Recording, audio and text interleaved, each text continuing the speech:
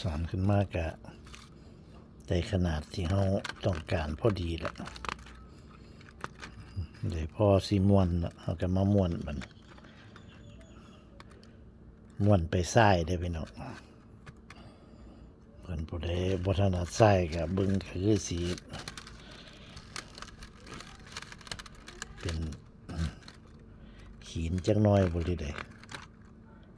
แต่ว่าผู้ม่วนนี่ก็บ่แม่นเป็นคนถนัดไส้เด้ถนัดขวาแต่ว่าไปได้ทั้งสองฝ่ายว่าเริ่มสารลายสองไปกลับ5 เซนชิง3 4 5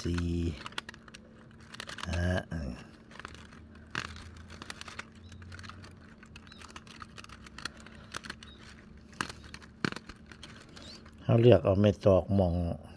มันบ่แตกมองปลายมันดีๆจังหน่อยเนี่ยสำหรับมองสิเน็บ6 เซนนี่เขาเตรียมไว้ว่าเขาต้องมาฮอดมองนี้เขาต้องได้เน็บ6 เซนเขาก็เอามองปลายมันดีๆอันนี้มันก็บ่ดีปานใดดอกมันห่างยาวแดมองนี้มันมีขอมันก็บ่ดีปานใดแล้วก็หาเอามองมันยาวจังหน่อย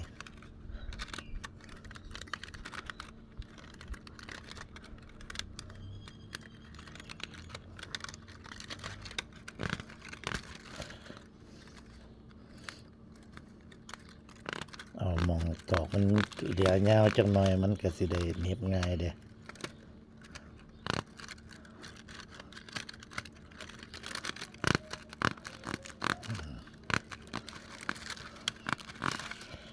นี่เอากระสานไปกลับไปมันนี่เริ่มมันชิปสินหลังนี่แหละเนี่ยสินหลัง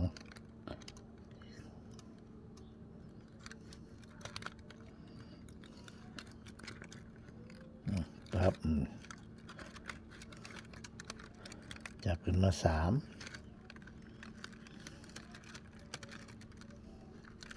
เอาทั้งในสุดขึ้นมาขัดไว้คือเก่าอันละปึ๊บ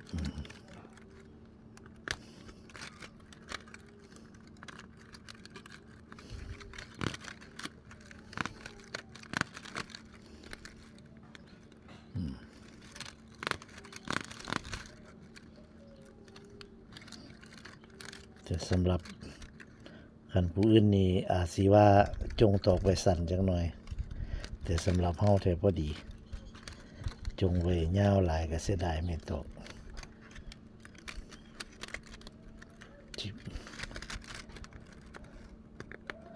คันผู้เขาเจ้าไม่ตอกยาวๆนี่หวยเขาเจ้าม้วนทิ่มหลายๆพุ่นแหละบิดหลอด2 เซน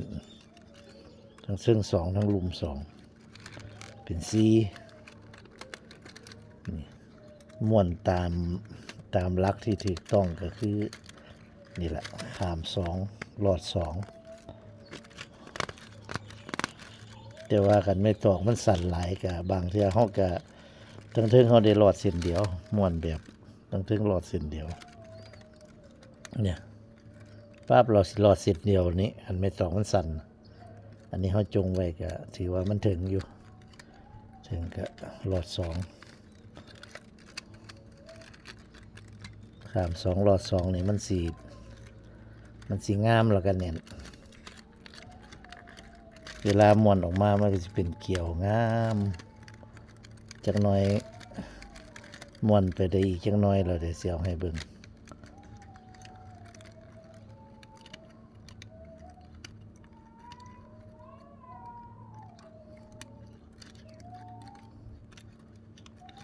ตอกแตกนี่มันบ่อยากดีปานใด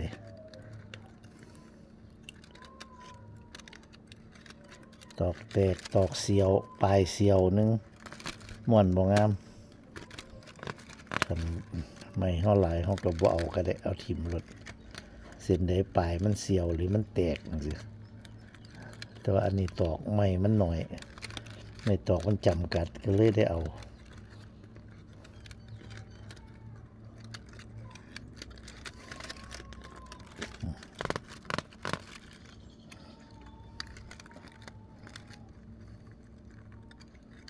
างเที่ยก็ได้มันบ่ถึงก็ได้เอาใส่สั่นกว่าหมู่ก็ได้เอามาใส่แต่ว่าสารขึ้นมาปานใดปานหนึงแล้วก็ได้ต่อเอาตอกสั้นๆละมาตัดต่อเอาอึดไม่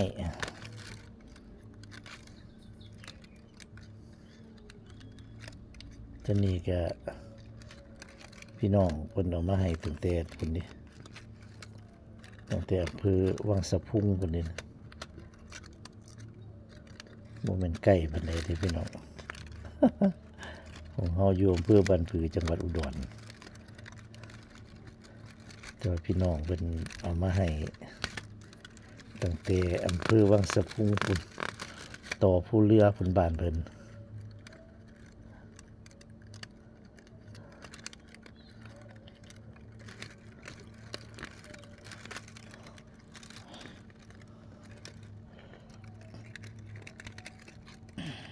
บ้านเฮามันบ่ค่อยมีละไม้ป่องยาวๆไม่ไล่ป่องยาวหายาก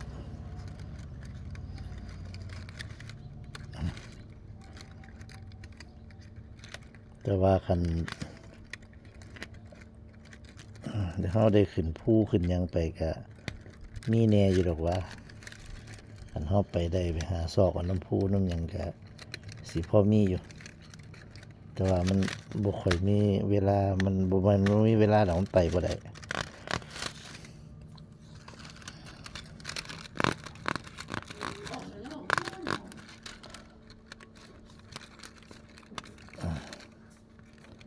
ไปบ่ได้เพิ่นเอามาให้ก็ดีหลาย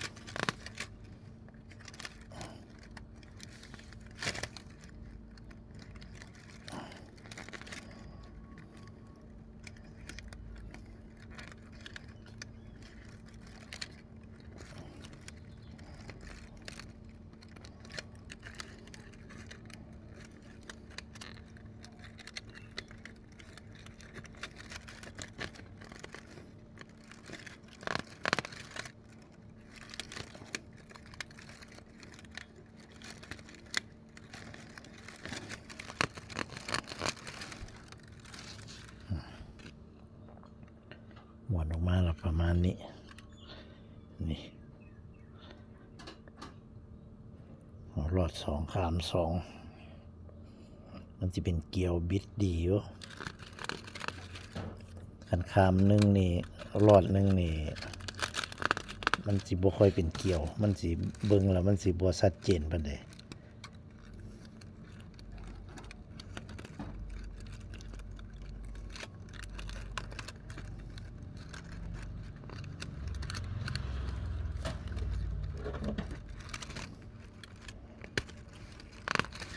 นี่แหละคือเป็นวิธีม้วนจะม้วนไปทางซ้ายจิบ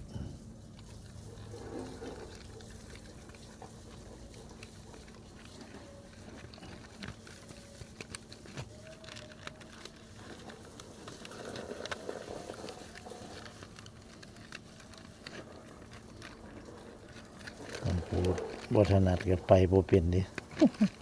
กันผู้ถนัดขวาไปซ้ายนี่ไปบ่เป็นกันบ่นั่นอีหลีกันบ่เชี่ยวชาญอีหลี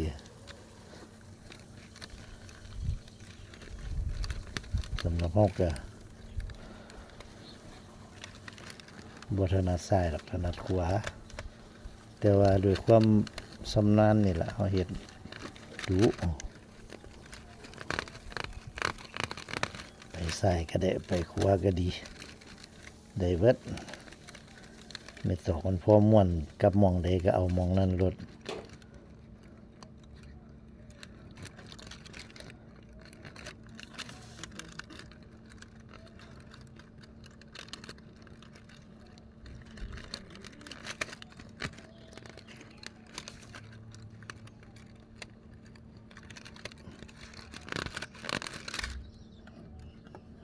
ใส่ฉีดน้ำใส่จังไหม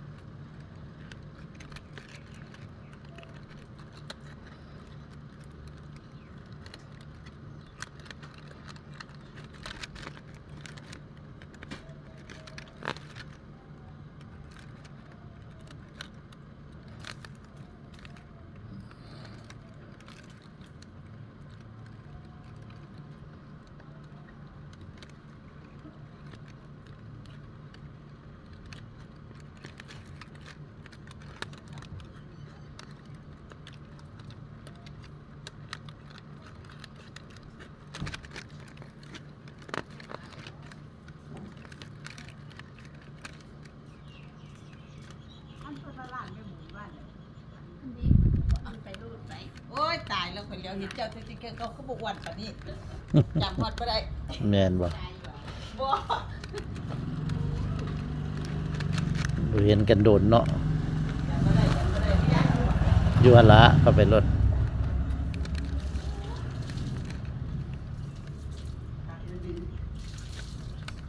โอ้ยไปจับประตูบ่ได้มากับลูกสาว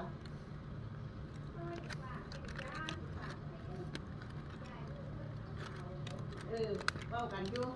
พอดีลูกสิพาหลานไปกินไข่ไก่คือพอดีไปซื้อตรงนั่นล่ะของอันนั้นแล้วว่าของแม่อ่อน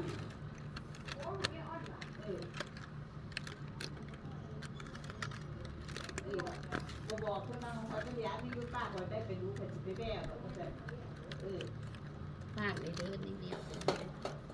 พอดีลูกสาวเสียไปบ้านถือ ผู้ใดเอาศีลมาแช่น้ำไว้เราคือบ่มาเฮ็ด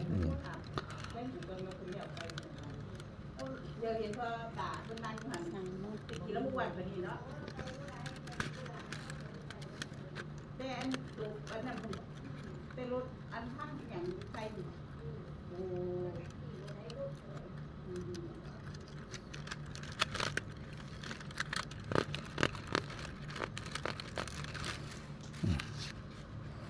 ม่วนกระติบเข้า